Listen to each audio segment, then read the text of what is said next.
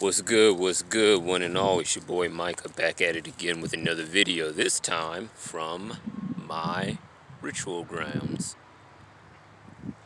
All the way over here and kind of down below. This is the grounds I use for like my necromancy.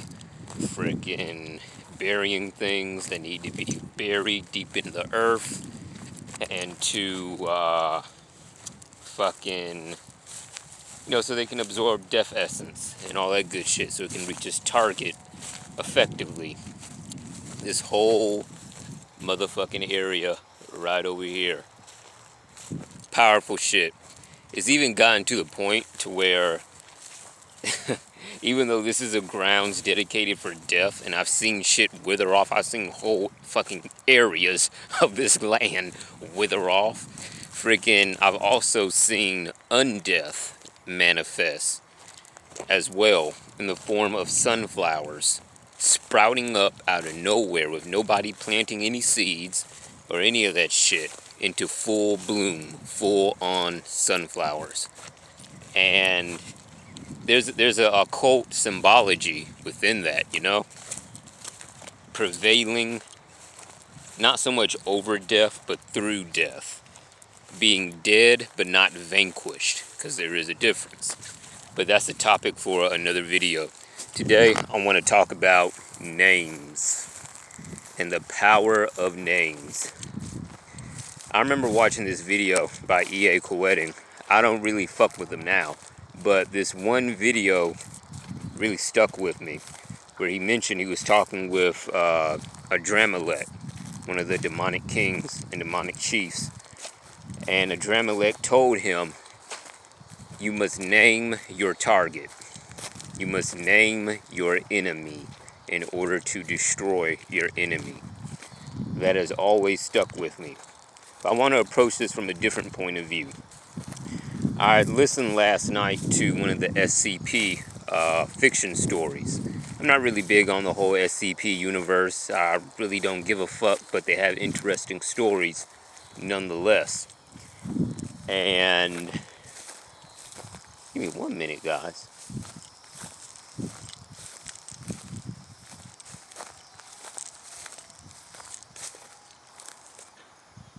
Huh, okay, that's interesting.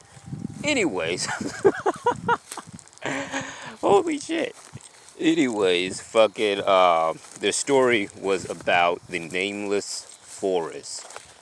And before I continue, I'm going to show you what I'm talking about, this manifestation of death and undeath and whatnot. Look at, let me see if you can see it. This right here. And all of that over there. All this fucking life just flourishing. And then with the other area, you see death. Very empowering, very interesting. But going back to the story. Basically, there was this nameless forest that you cannot use any name or designation to describe it. Or else, basically, you would encounter fairies, and you could not use names or any form of designation for them either. And they gave a few examples of what happened to people who broke the rules of that forest. And to make a long story short, the whole point of it was that when these people gave names to the fairies, they surrendered their identity and switched identities with the fairy, thus taking on the fairy's fate, and then the fairy taking on the human's fate. That might seem surface level, but that is fucking deep. Like, holy shit. So in the context of necromancy, we all know that you can use the name of a person and their birthday and their photo for links to them and whatnot. There's even ways you can create temporary true names in order to manipulate a person on a greater level. We're going to take that principle and go a little bit deeper. Your name connects to your identity.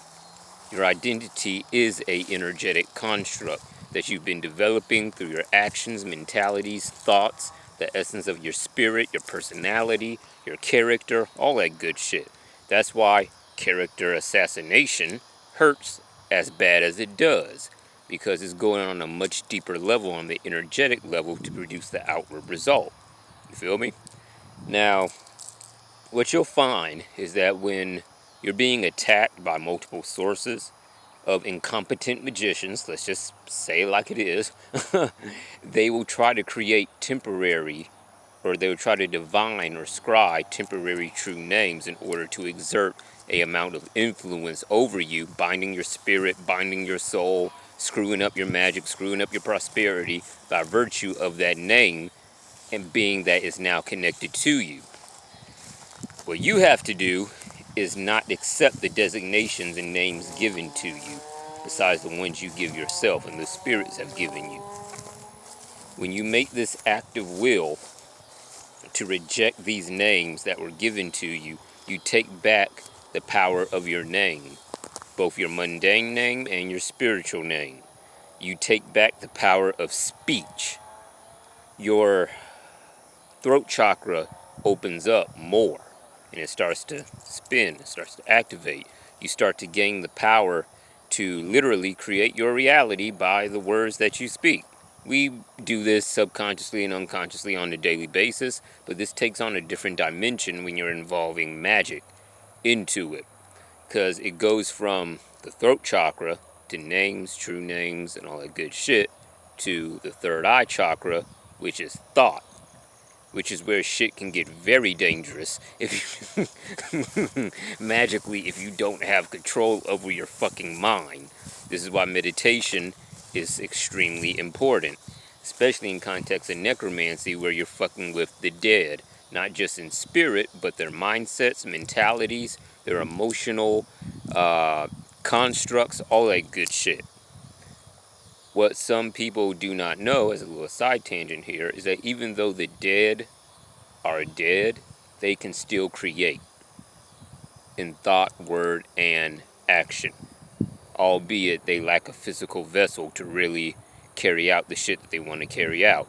However, sometimes even that is mitigated by the sheer fact that the dead are angry enough to reanimate corpses, just by desire and that will and energy and mindset combined alone.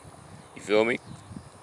So, when you reject these names that are given to you, you start to take back your power. You start to reclaim your own name.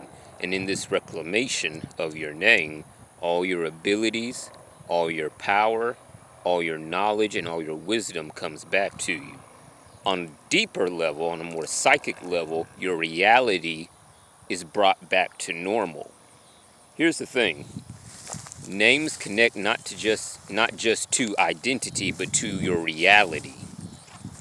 The matrix is around each and every one of us individually as people, and is connected to us through our identity, and we are connected to it through our identity.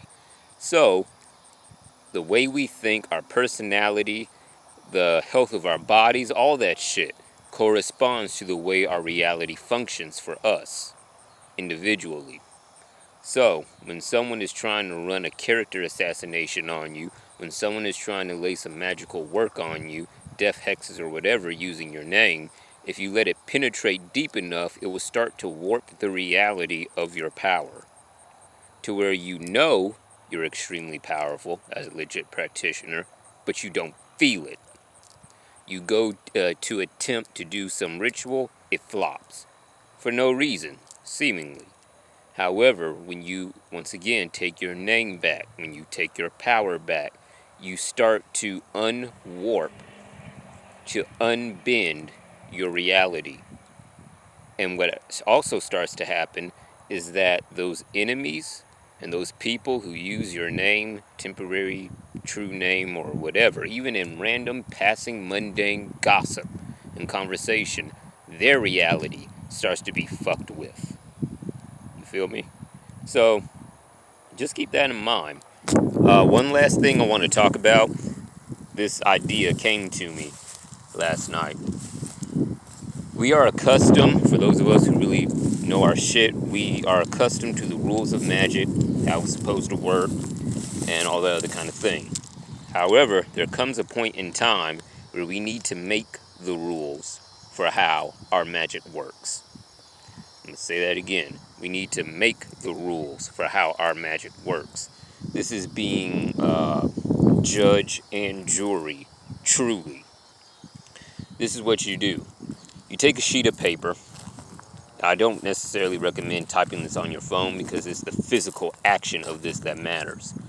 You take a sheet of paper, you use ink, pencil, whatever, and you write down the rules of how you see your magic working, how you see spirits interacting with you. Really take authority with this because you're essentially writing a king's decree, so to speak. Write this down. It can be 7 rules, 9 rules, whatever. And create a seal of empowerment and authority, again, like a king's seal, and stamp it over the document. Empower it, and you can either burn it to put it into effect, just like you would do with normal sigil magic, or you can keep it and tie it up as a scroll and either carry it with you or place it somewhere hidden. Now, what this will do, this will filter energetically into your aura, into the deep layers of your aura, and it will start to manifest itself in the way people and spirits interact with you. It's kind of like a rule change, so to speak, because you're acting as a king. You're acting as a god in the truest sense, not in just some fucking motivational bullshit. Like you're actually doing the actions a king would do and a king does. So by all means, you are a king or a queen if you're a female practitioner. You know what I'm saying? While I'm on that note, I do got to say this. I hear a lot in the occult community about how all men are gods and all women are goddesses and all this other kind of shit. And it's just appalling. Like, it's not even appalling. It's just bullshit. And I know some people are going to get offended by this. That's cool. But the point is that just because you put on some makeup and you look good on a camera and a selfie and shit, and just because you open your sacral chakra and you clear your womb of any negative energies and shit, that don't fucking make you a goddess at all. If you look at the goddesses that we have in various religions and mythologies and shit, goddesses have a specific fucking domain over their shit that they actively work in. Do you seriously think Hecate is simply putting on some fucking makeup and like, oh, okay, I'm a goddess now? Really? You feel me? Hecate is a goddess of witchcraft, magic, dark shit. You know what I'm saying? She actively fucking expresses that dominion and magic. Period. So, it's the same thing for us men. Just because we might have money, wealth, dick is 12 inches long and all this other kind of shit don't make you a god. Again, dominion, your resonance of your spirit, all that other kind of shit. You feel me? This shit has to be in you, not upon you. It goes the same way for both sexes, both genders. So, don't be deceived if you're a male, you're a man. But when you look at these female practitioners and shit who think that because they cosplay as some fucking void demon that they're somehow actually a void demon or some form of succubus or whatever, that they're a goddess or some confusing bullshit like that, please don't fall for it. Get you a chick, and there are legit female practitioners out there. There are legit goddesses that are still fucking human, that know what the hell I'm talking about, that are out there, that if you meet the fucking energetic requirements and all other kind of shit, get you one of them chicks. Those are the real ones, for real. Do what you like, but still, just be aware. Feel me? So, with that being said, I'm going to conclude the video. Please like, share, subscribe, and comment. Shout out to all the viewers of my videos, the commenters, All those who add knowledge to the fucking knowledge library, I appreciate y'all. Y'all's comments are much needed and much appreciated. So, thank you. And until next time, peace.